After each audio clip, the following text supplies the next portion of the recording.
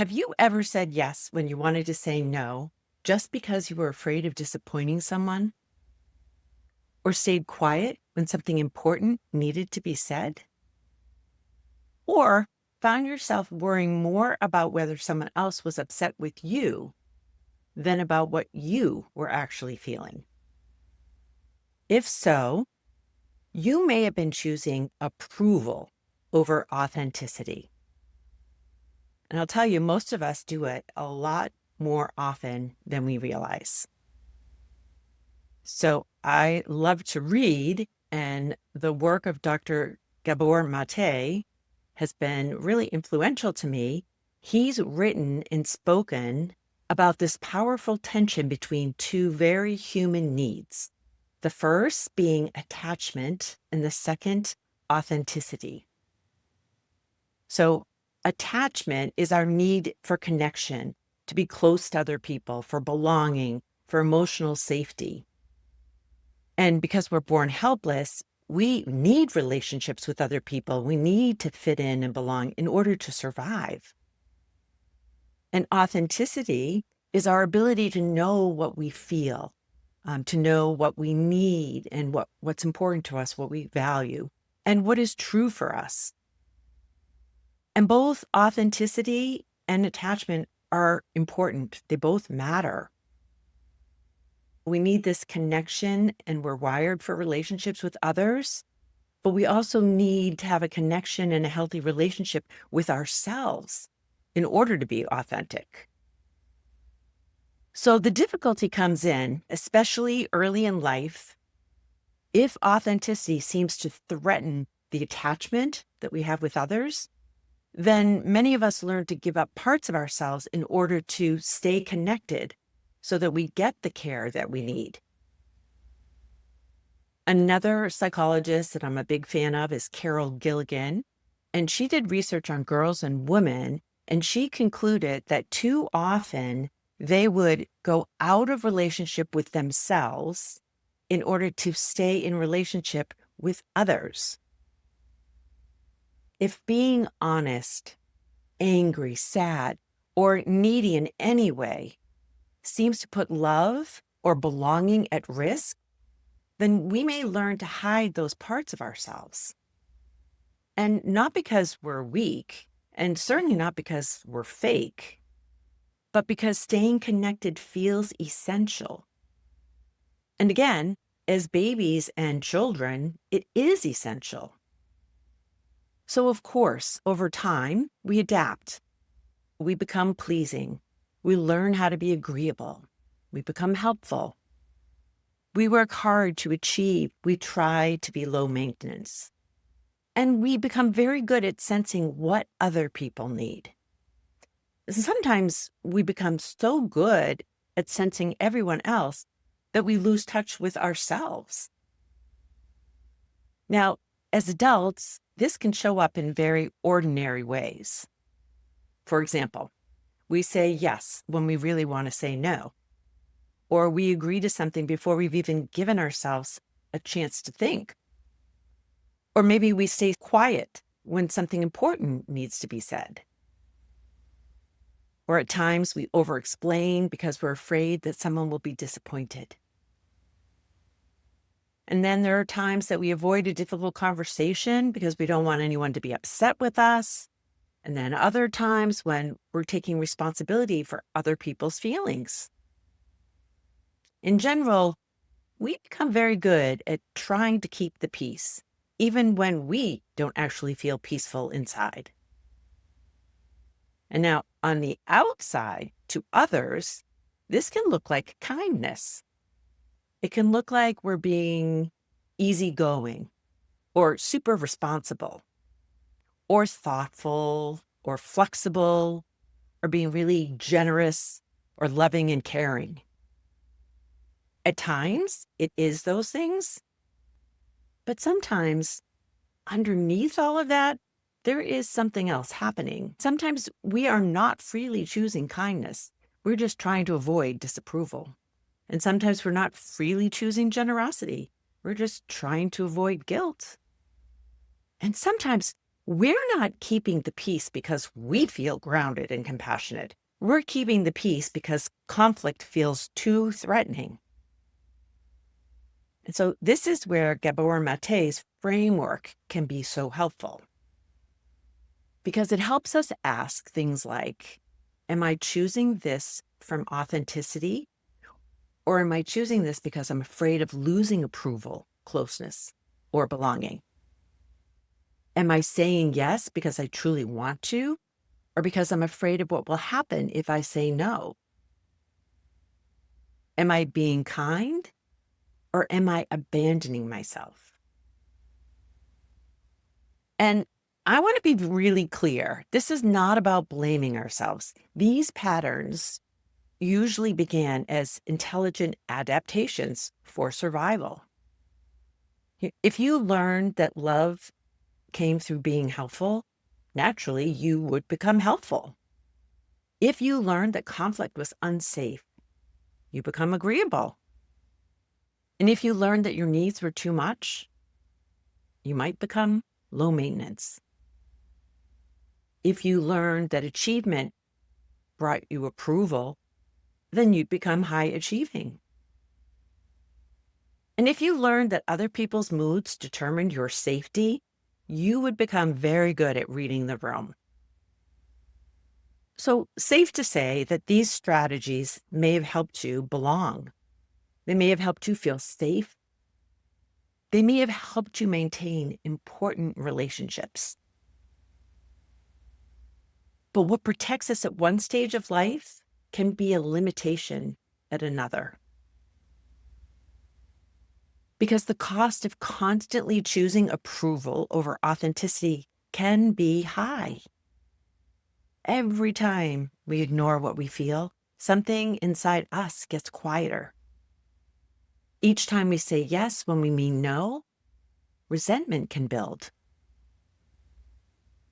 Each time we avoid a difficult conversation, the relationship may look calm on the surface, but underneath, distance grows. And each time we choose being liked over being honest, we may preserve connection outwardly while losing connection inwardly. And overall, it's just all so exhausting. It's exhausting to constantly monitor other people's moods. It's exhausting to wonder if someone is upset with you. It's exhausting to overthink every text, every tone, every facial expression. And it's exhausting to be so responsible for everyone else's comfort that you have no room left to ask, what is actually true for me? And so this is where mindfulness can become important, because mindfulness helps us notice that moment when we begin to leave ourselves, when we disconnect from what we know to be our truth.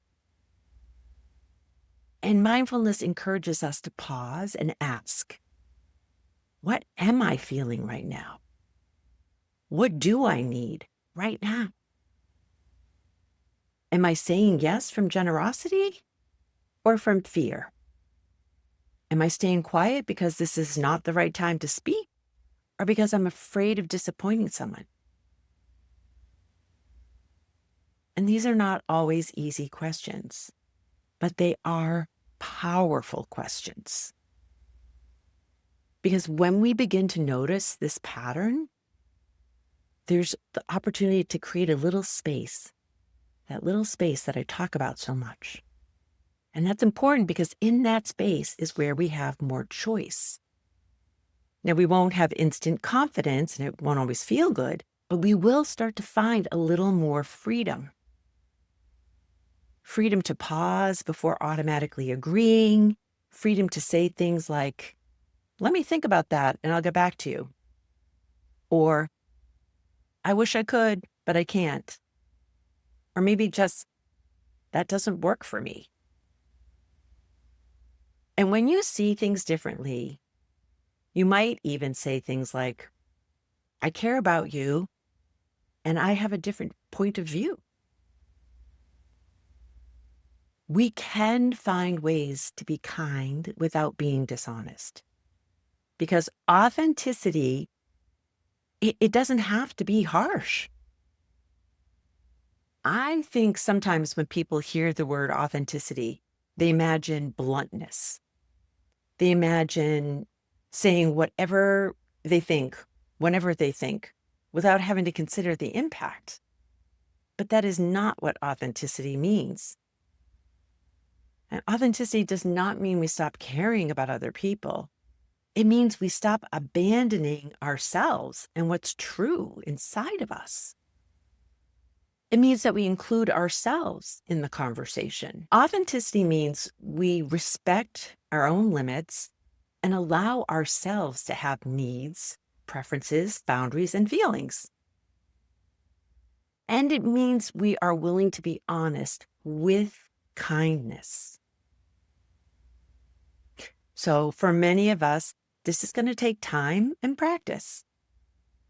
Because if you've spent years choosing attachment or approval over authenticity, turning toward yourself can feel foreign and it can feel uncomfortable.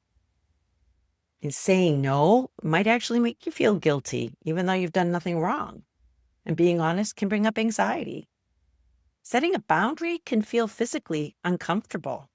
You may feel your stomach tighten, or you may notice your heart starts to race.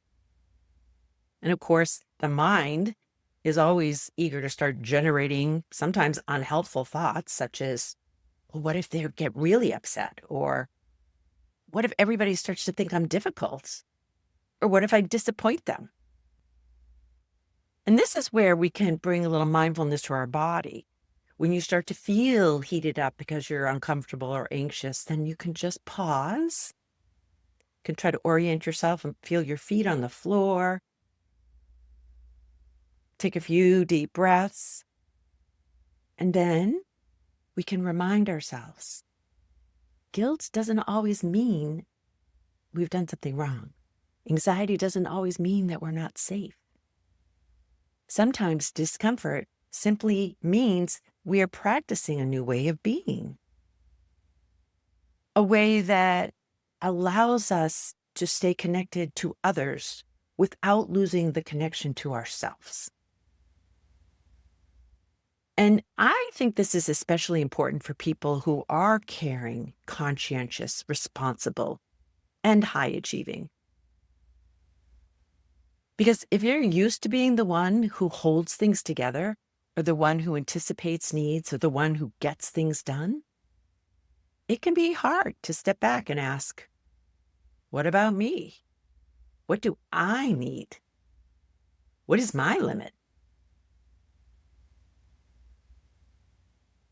And just like with anything new, it's going to feel uncomfortable at first. And we won't always get it right. I mean, at times it'll be easy to fall back into old patterns. But mindfulness, which is really about developing a compassionate awareness, mindfulness encourages us to notice. And when we notice, we can begin again. And there may even be times when we have to give ourselves permission to change our mind. We might have to go back and say, hey, I thought about things a little bit more and I realize I'm not able to do that. Or we might decide to say, I didn't speak up earlier, but there is something I'd actually like to say. So statements like that are not selfish. They're very relational and they are authentic. We need to remember that real connection does not require us to disappear. Real intimacy is not built on constant agreement. Real love does not ask us to abandon ourselves. And healthy relationships thrive on honesty. So today, I'd invite you to gently reflect. Like, where in your life are you choosing approval or attachment over authenticity? Where are you saying yes when something in you might be saying no? Where are you staying quiet in order to keep the peace? Where are you taking responsibility for feelings that are not yours to manage? And as you ask these questions, bring compassion and curiosity into the picture. Because these patterns of people pleasing, etc., developed for good reasons. They helped us belong, they helped us feel safe, and they helped us maintain connection. But now we may be ready for something different, a way of living that includes both compassion and honesty, both connection and boundaries, both care for others and care for ourselves. So perhaps the practice for today can be very simple. Before you say yes, pause. Before you find yourself explaining away things, just take a breath.